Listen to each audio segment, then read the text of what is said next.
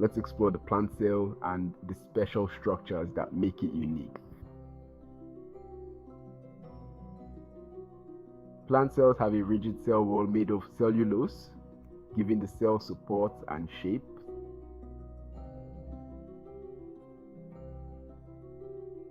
Chloroplasts carry out photosynthesis. The large central vacuole stores cell sap and keeps the cell turgid.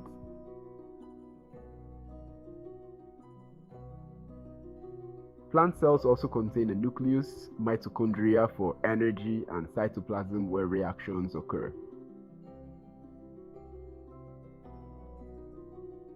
Remember, cell wall, chloroplasts, and a large vacuole are the extras that set plant cells apart.